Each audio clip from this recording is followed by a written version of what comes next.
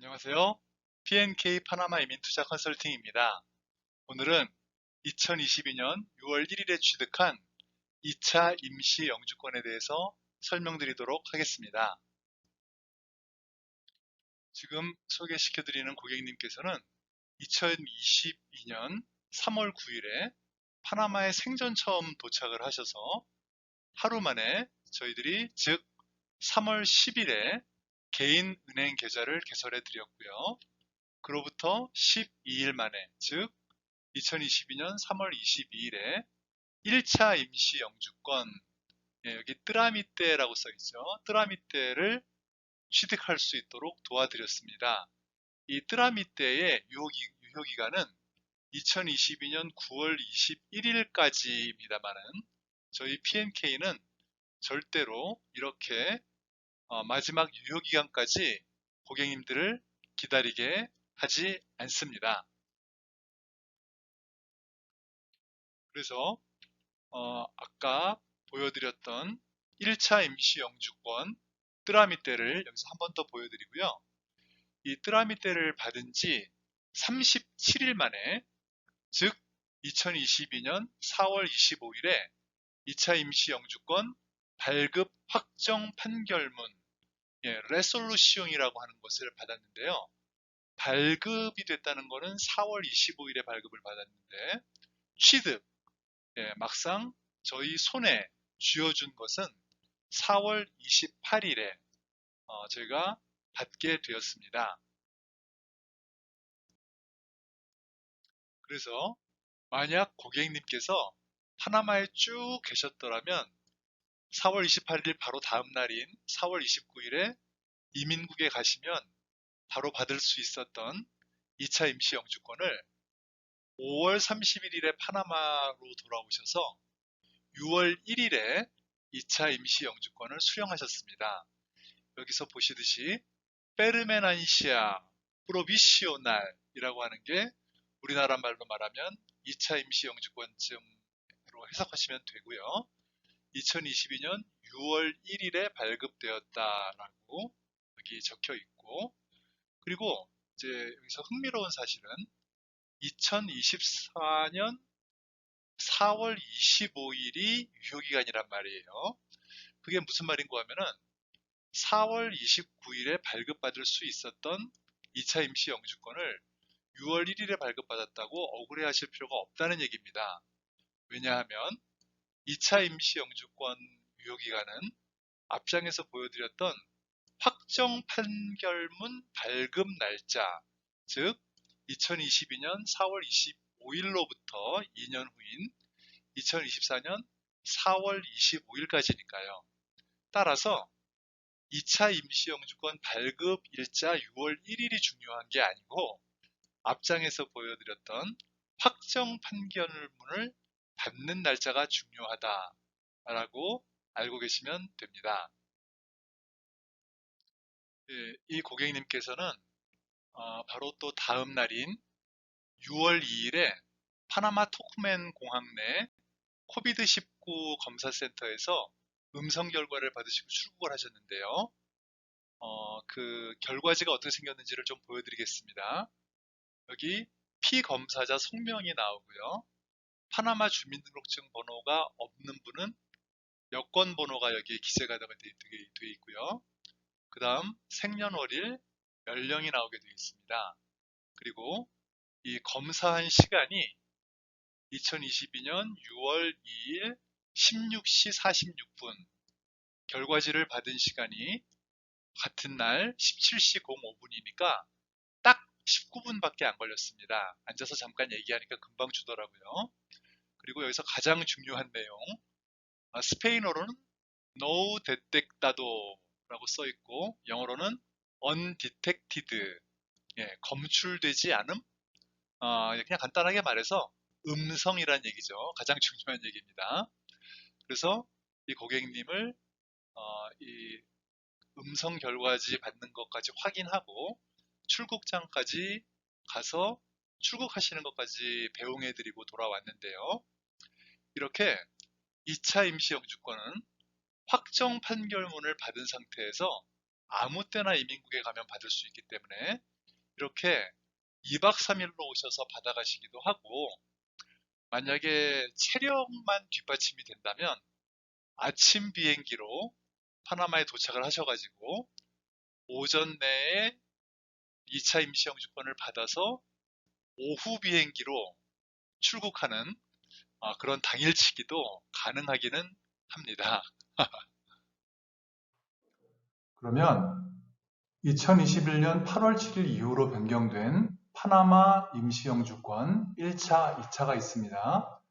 그걸 받고 그 다음에 정식 영주권 취득 후 세돌라, 즉 파나마 주민등록증을 받게 되는 절차를 간단히 정리해 드리겠습니다.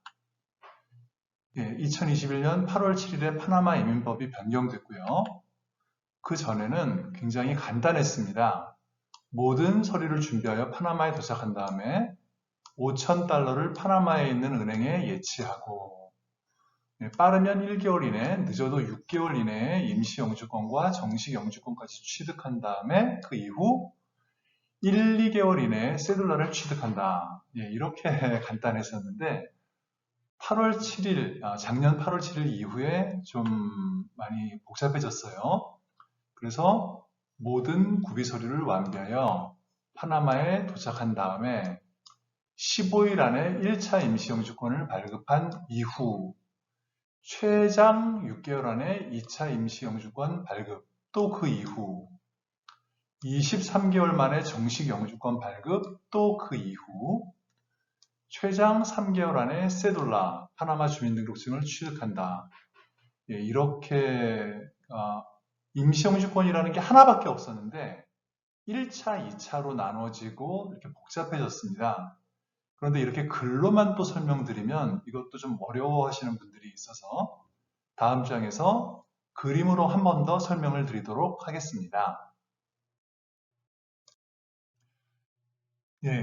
그러면 그동안 저희 유튜브를 보셨던 분들은 많이 보신 특징인데요. 뜨라미떼라고 해가지고 1차 임시 영주권, 6개월간 유효한 임시 영주권입니다. 이걸 이제 그 전까지 받았었고요. 그 다음에 이걸 받은 다음에 3개월에서 6개월이 소요가 된 후에 페르마네이시아 프로비시오날이라고 2차 임시 영주권을 받게 됩니다. 이게 23개월 유효한데요. 23개월이 지난 다음에는 레시덴테 페르마넨테라고 해서 정식 영주권이고, 이것은 발급 날짜는 있어도 유효기간이 언제까지다라는 게 없으니까 정말 영구적인 정식 영주권이 되겠습니다. 이걸 받은 다음에 대략 또 1개월에서 3개월 정도가 지나서 세돌라, 파나마 주민등록증이라고 할 만한 그런 것을 받게 되는데, 물론 이것도 영구적이긴 하긴 한데 10년마다 갱신을 하게 되는 그런 카드가 되겠습니다.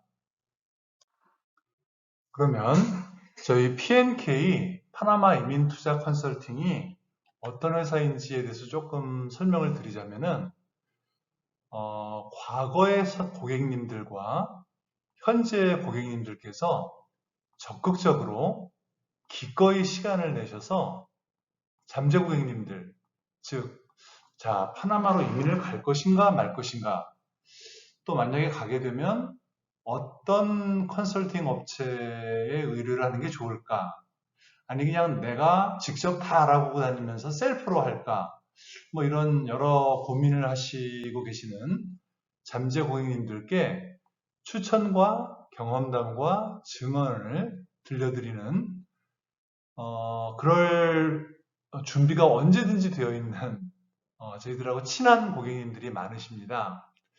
그래서 저희는 계약 전에 하는 말과 영주권, 세둘라, 운전면허 취득까지의 행동이 정확히 일치하거나 아니면 뭐라도 하나 더 해드리는 회사입니다.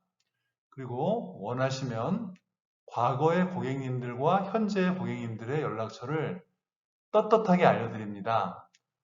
이렇게 저렇게 이야기하시기를 좋아하시는 고객님들이 많습니다. 예, 그리고 이제 파나마 30무에 대해서 말씀을 드리려고 하는데요. 원래는 파나마 20무로부터 시작을 했다가 이게 점점 늘고 있습니다. 파나마에 없는 30가지에 대해서 말씀을 드리자면 일단 자연 환경 관련한 것들을 묶어보니까 미세먼지, 자연재해, 추위가 없습니다. 수도 파나마 시티의 연중 최저 온도는 섭씨 23도, 최고 온도는 섭씨 30도. 그러니까 막 영상 40도가 넘어갈 정도로 덥지도 않고 또 섭씨 23도 정도면 상당히 또 쾌적하죠. 또 너무 춥지도 않고 이렇게 좋은데 좀 추운 곳에 가보시려면은 복개때 볼칸 같은 데 가보시면 뭐 섭씨 16도까지도 내려가니까요. 그건 이제 일부러 찾아가면 그런 곳도 있습니다. 그리고 생각을 해보니까 안구 건조증이라는 것도 없더라고요. 저는 이제 한국에 있을 때 안구 건조증이 겨울마다 좀 심해서 고생을 했었었는데 파나마에서는 싹 나았습니다.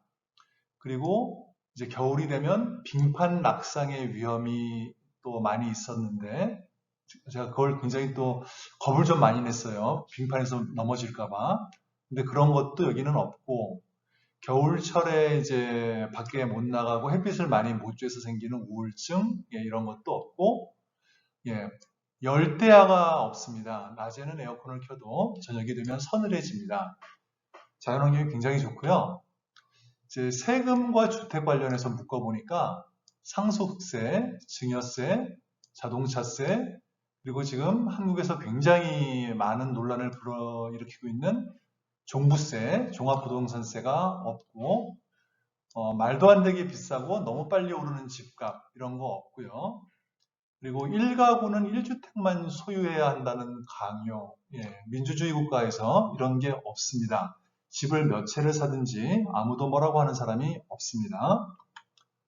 그리고 자녀 교육 관련해서 스카이캐슬, 자녀들을 망치는 황당한 교육제도라든지 그리고 나는 안 보내고 싶어도 도저히 주위의 어떤 상황 때문에 과외나 학원에 안 보낼 수가 없는 상황, 이런 것이 파나마에는 없습니다.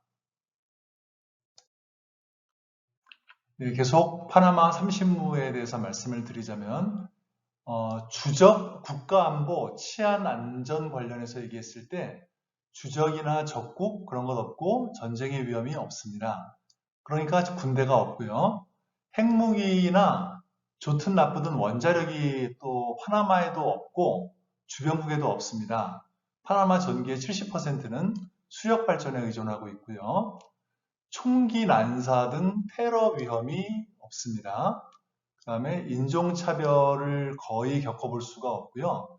아시아인에 대한 증오범죄 아직 한 번도 발생한 적이 없습니다. 정치, 사회 관련해서 공산주의나 사회주의나 포퓰리즘, 전체주의, 뭐 음식점 총량제 이런 얘기가 나온다는 것은 상상조차 못하고요.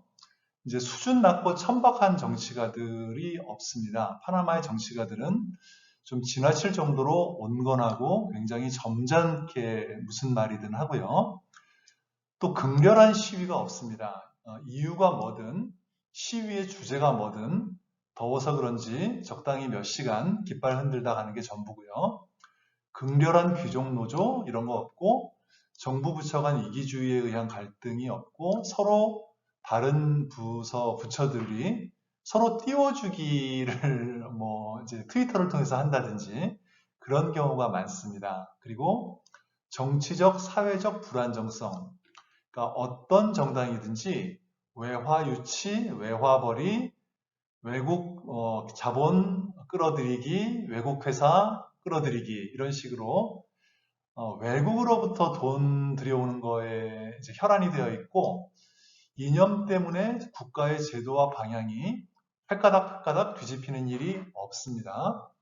그리고 뭐 홍길동, 임꺽정, 로빈훗 뭐 이런 개념, 이제 기업이나 부자에 대한 그런 반감, 그런 것이 여기서는 거의 그런 것을 느낄 수가 없습니다. 그럼 오늘도 긴 이야기를 들어주셔서 감사합니다. 저희 네이버 블로그에 보시면 또 이 유튜브로 좀 구현하기 어려운 내용이 또 있고요. 특히 중요한 부동산에 대한 자료가 상당히 많이 있으니까 네이버 블로그도 보시고요. 또 궁금한 게 있으시면 저희 카카오 아이디 파나마이민으로 치시고 뭔가 문의를 하셔도 되고요. 이메일은 pnklatam@pnklatam.com으로 이메일을 보내셔서 이러이러한 게 궁금한데 답변을 해달라고 요청하시면 됩니다. 감사합니다.